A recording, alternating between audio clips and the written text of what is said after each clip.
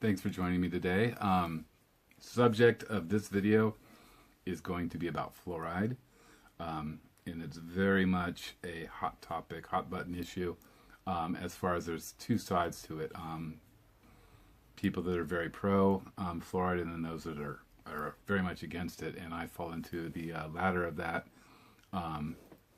category as far as being against fluoride use. And what I'm going to do in this video is I'm going to kind of go through my own experiences with it, along with just some of the studies I've researched from being affected by it. There's a multitude of problems that fluoride causes, and I've been able to track back some of my own problems to fluoride use and cutting back or eliminating fluoride from my diet. And the ways we receive it has dramatically improved those symptoms, if not alleviated them completely. So basically the common knowledge right now, or the common understanding of people, is that fluoride is safe, it prevents cavities, that kind of thing. But just alone looking at fluoride, if we look at fluoride and we look at something like a bottle of toothpaste which contains fluoride, you'll notice on the back of a container, and this is said a lot, but if you notice on the back of a container of toothpaste with fluoride in it, it says, if accidentally ingested, please call poison control. So what that lets you know is that what we're dealing with is a poison. It's actually a neurotoxin. It's a very, very dangerous poison, actually. So, as far as cavities, I'm not going to debate whether it helps prevent cavities. A lot of the research I've read by dentists have said it does not prevent cavities. In fact, it causes other problems like dental fluorosis. So, my thinking on fluoride is if poison control is telling us that if an amount is swallowed of fluoride to call poison control, then why is it in our water? Why are we having this toxin, which is considered a poison by poison control, being placed in our water? So as we ingest it, which who knows how much we ingest in a day. I drink a lot of water a day, and we use water for just about everything. We bathe in it, we brush our teeth with it. We have, and fluoride then again is made into all kinds of products like baked goods and stuff you might buy from the store. Processed food have fluoride, sodas, fluoride. So the list goes on and on with the ways we're getting fluoride. So the real question that I'm always raising in my mind here is how, if it's a poison that we should call poison control for, then how come they're just giving us these massive amounts of it in our water, and there's no real way to control how much we're intaking on a daily basis? It's dependent on how much you eat, how much you drink, what you use, etc., etc. So how much is too much? I would say that any amount is bad for us, because when we're discussing fluoride, we're not talking about a naturally occurring element. There is fluoride that is naturally occurring, but what we're getting is not natural. It's actually a waste product, which I'll get into more in a minute here. But there's a bunch of dangers associated with it, a bunch of studies that I'm going to go kind of through and just tell you a little bit about what symptoms you might experience from it, what it can do to your body, and how it affected me. Getting into how it affected me, I had no real. I remember I was living in Colorado at the time, and I remember there were a lot of signs up around voting time to try to keep the fluoride out of the water, and I had no idea what. I didn't have a side. I didn't care. I didn't really have any knowledge. I was younger at the time. But what happened to me was I started using. Well, I had, I guess, a combination of things that happened to me. I was placed on a fluoridated medication that had fluoride in it, called Levaquin. It's an antibiotic. I was taking that currently at the time. I was also on another fluoridated medication, Zoloft, for social phobia I was taking at the time. And then I drink a lot of water, generally like a gallon a day. So back then I was drinking tap water, feeling it was safe. At this point, fluoride had just gotten added to our water. And I might be, in all fairness here, I might be hypersensitive to fluoride. And that might be why I've noticed so many, bad effects from it. But in general, I think everybody, I mean, it's a poison, so everybody's going to have some level of effect. So at that point, what happened to me was I became very ill. And to date, even now, if somebody were to test my, to test how true what I'm saying is, I guess, and to prove it, if somebody were to place 2 glasses of water in front of me, and give me a half hour between ingesting them to tell me which one was fluoridated and which one was not, I would be able to tell them because of the symptoms I would have within only minutes of drinking this poison at this point. So let me get into some of the symptoms that you will experience or could experience that fluoride can cause, just so you know what we're dealing with, and if any of these strike a chord for you, if it's you or a loved one, then I will give you some ways to get rid of fluoride in your diet and in general. But also, realize that the fluoride is a neurotoxin. It has been proven through studies, and it also it affects everybody. A poison is a poison is a poison. So with that, number one symptom that it causes dental fluorosis, which is like a pitting and like a staining of the teeth. That can be a symptom. If it's doing that to your teeth, it's also doing it to your skeleton. A Harvard study done in 2012 showed that fluoride lowers IQ, especially in infants, in utero. What really makes me sad, and I was guilty of this when my children were younger, was I bought the nursery water at the store, which had extra fluoride for my child who doesn't have any teeth yet, to give them as a baby. It's nursery water. These teeth that he didn't have and were going to lose anyways, they were his baby teeth. Just putting these large amounts of fluoride into him through this fluoridated water, which I still have guilt about, but I guess lack of knowledge at that time. But it does lower IQ. A Harvard study has shown that. Other studies have backed that up as well. It can cause ADHD. If you have a child or if you yourself have symptoms of ADHD, then you might want to look into ways of removing fluoride from your diet, and other ways to remove it. It can cause arthritis. That's huge. That's a lot of us. Cancer. That's a huge one. I mean, who wants to be? I would trade cavities if this does in fact get rid of cavities. I would trade having cavities to leave out the cancer. That's for sure. Also causes cardiovascular problems. It can cause those stuff like high blood pressure. It can calcify your arteries, which can lead to other problems, as you know. It can cause type 2 diabetes, thyroid problems, particularly hypothyroidism, which we kind of have an epidemic of. It does mess with your thyroid quite a bit. It can calcify your pineal gland, and that's responsible for producing melatonin along with a few other things. So that's something that melatonin is needed for sleep. So people with insomnia, that kind of thing going on, you might want to look at what you're ingesting. It can cause skin problems like dermatitis, eczema, headache, weakness, gastric issues, skeletal fluorosis, which is almost like the pitting of the teeth. It's kind of inside of your bones. It can cause different issues there that can result in joint pain, different problems. Along with that, it affects your kidneys. If I haven't listed enough symptoms here to kind of startle you into starting to ask questions about fluoride, then there's even more I could list. I could go on and on. But those are some of the big ones I wanted to pick out and point out to you, because I feel like a lot of us, joint pain, maybe you suffer from fibromyalgia, high blood pressure, headache, weakness, but some of these different things like ADHD, type 2 diabetes, all gastric issues, all of them can be traced back at in some way sometimes to fluoride ingestion. So what's interesting to note is that America is primarily the big pusher of fluoride. It's in the drinking water, it's in the toothpaste, And as I said, it's not the naturally occurring type. What it is actually, it's a hazardous waste product. And what happens is, I believe in the aluminum making business or aluminum making production, they use, it's a byproduct of that.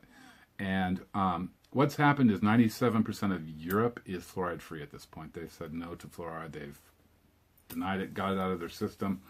And China does not consider fluoride safe to use. They don't use it in their population. So basically what they do with all their production there is they export that hazardous waste to good old America so we can have it in our drinking water for healthier teeth. Meanwhile, I think about it, and if it's really something that would be just beneficial for the teeth, then let's just put it on the teeth. Let's not actually drink it down and ingest it daily. So I think that's really interesting to note, that China and 97% of Europe is fluoride free. There's something to that. And that says, I think, something about the countries that we live in that are fluoridated. There's a problem. So I've given you some of the symptoms. I've given you some of the, Harvard study, and that China and Europe don't use it. Most of Europe doesn't use it. But what you might be asking now, and I know I'm kind of rushing through this video, I'm making it quick, but I don't think I'm able to upload too big of videos. But what you're probably wondering now is if you've had any of those symptoms, is how to avoid fluoride. How do you get it out of your system? I have worked for a long time trying to get it out. As far as it's hidden in so many places. It's so it's just, the problem is so huge at this point, because when you add tap water to fluoride, when you add fluoride to tap water, anything that you make with that water is going to be, fluoridated. So you're talking about baking breads, you have it in there. Processed foods you might get, you're going to have it in there. So what I do is I don't think I can completely eliminate fluoride, unfortunately, from my diet, but I do try to be mindful of what I am taking in so that I can limit my exposure to it. It is a cumulative poison, meaning it builds up inside of your system. It's stored in different areas. So the less you can have, the better. And if you aren't experiencing these symptoms yet, thankfully, then now might be a time where you would want to look at fluoride and look at lessening your exposure to it so that you don't start to, realize you're having these problems down the road. So how do I avoid fluoride? I do a few different things here. First off, what I do is I drink distilled or reverse osmosis water only. Those are the only two ways to remove fluoride. Brita filters, that kind of thing, generally don't. So you would want to use that. Some people install a reverse osmosis machine in their home so that they can have, fluoride-free water to shower in as well. But drinking distilled water, reverse osmosis, and then using that for any kind of cooking preparation that calls for water is like first step, step one. And what I do too on my water, since it's reverse osmosis or distilled, it's devoid of all minerals. So I do add in some mineral drops to it. I could throw a link down below for the mineral drops I use. It just gives it back those nutrients that are lost through the process of filtering out the fluoride. And then I usually add a little bit of salt in there and baking soda as well to make my little water mixture. But that's step one. Step two would be eliminating fluoridated toothpaste. I use Tom's of Maine fluoride-free toothpaste. Works great. And I can't say that going to the dentist in the 8 years or so that I've been using fluoride-free and going fluoride-free that I've had any problems with cavities. I have some, but it's not at an increased rate than it was when I was using fluoridated products. So another thing to do is to avoid non-organic fruits and veggies, because in the pesticides, a lot of times what they'll use is fluoridated. It's fluorides in the pesticides. So it's sprayed on the skins of it. Any of the big like an apple or something with a lot of skin on it, you're having a lot of pesticides on that. So buying organic whenever possible will help you to eliminate the fluoride from your diet, as well as will drinking organic tea. especially if you're talking something like a black or a green tea, which are high in fluoride. That will help you eliminate that as well. And then, as I mentioned before, avoiding products that are made with fluoridated water, which would include soda. There are a few sodas I've found that are used with purified water. I believe they're safe. I generally stick to water most of the time because a lot of things do give me fluoride problems. You look at, like, I'll drink simply orange juice, but if you look at a lot of orange juices from concentrate, you'll find that they've added water, and the water is not purified through reverse osmosis or distillation. So that's a problem. And then again, any product that was made with water, if you get, a macaroni and cheese type meal pre-prepared that you're going to microwave, that's probably has water added, and it's probably not, it's probably not filtered. Along with baked goods, stuff you might even find at your grocery store that's, muffins or whatever, breads, all those kinds of things. Now, I realize this might be a little bit overwhelming if you're thinking about cutting out fluoride, because it is a lot of stuff I'm listing here, but some small changes, just like drinking some distilled water and adding it to your own foods, avoiding, non-organic, avoiding teas that, might be heavy in it, and going fluoride free with toothpaste would make a dramatic impact on your fluoride consumption. Another thing that I would recommend using is stopping using the nonstick cookware, like Teflon and stuff that has it has fluoride in it as well. And what I found interesting was a friend of mine who owns birds had told me that you aren't able to use that kind of cookware in your home, because as soon as you light it up and get it going in the house, the fumes can kill the birds. So, it's like the canary in the coal mine, where it's sending a sign to us all that this is a problem.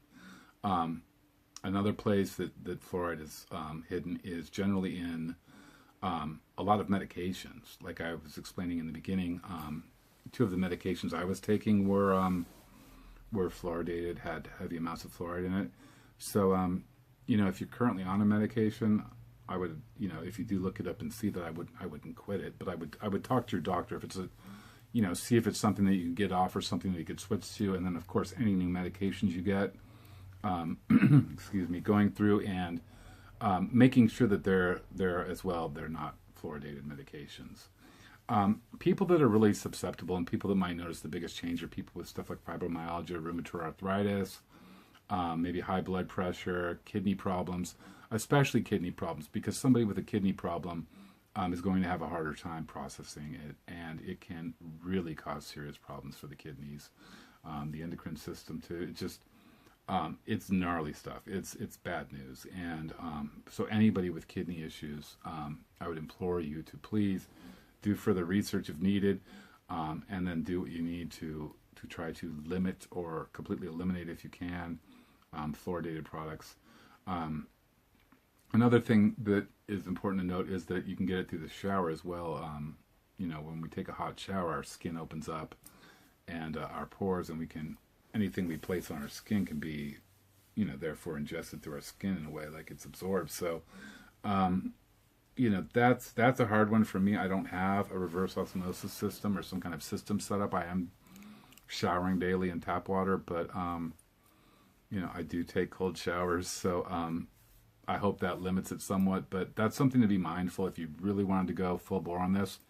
A reverse osmosis system that runs throughout your house. And I believe they do sell perhaps shower heads that are, I'm not sure, but I think I might have heard of shower heads that remove fluoride, as well as chlorine, which interacts badly with fluoride. It can cause a lot of problems. So any of those symptoms, anybody that does have those symptoms and can relate to those things, I would recommend trying it for a few days, trying abstaining from fluoride as much as possible, buying a fluoride-free toothpaste, getting on the distilled water, trying to be more mindful of what you're eating and what it contains, cooking at home with non-fluoridated water, and just trying for 2, 3, 4 days to see how you feel, see if you notice any improvement overall in your symptoms. And if you don't have any symptoms yet, just going through and seeing if if you notice improvements in perhaps that headache's gone, or you have more energy, or you're sleeping better in the evening. Different things that might be small scale compared to some of the other problems like cancer and stuff, but you may notice in time pretty quickly that these symptoms start to go away. I mean, even depression can be a result of fluoride ingestion. So really there's a lot of reasons to avoid fluoride, in my opinion, a lot. And if you haven't tried taking a break from it to see how you respond, I would really suggest that, just to see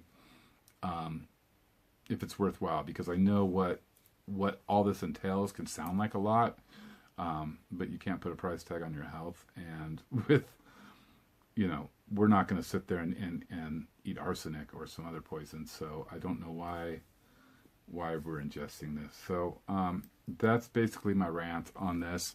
I hope it was helpful for you, and I hope it perhaps enlightened you to something new. A lot of people that I speak to about this aren't familiar with the problems and dangers of fluoride. And so it's, it's something that I don't think's on the radar for a lot of people. So I really wanted to make this video to try to get the word out to as many people as possible, and hopefully give better health to some people that are able to,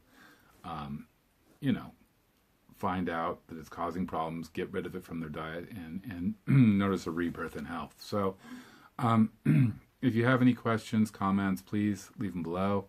I'd be happy to answer them. Any suggestions on things I should have included in the video, I might make another more in-depth one down the road on this, because it's so important to me, and I want to really get the word out to make sure people don't have any problems like I have with it. Like I said, just having a sip of tap water nowadays will put me in body pain, a little bit of a brain fog. I mean, it lowers IQ, so none of us want that. We all want to be our best. So that's it for this week. There will be a new video next Wednesday, every Wednesday. Throw a like if you enjoyed this video. Questions or comments, welcome below. And I will see you next time.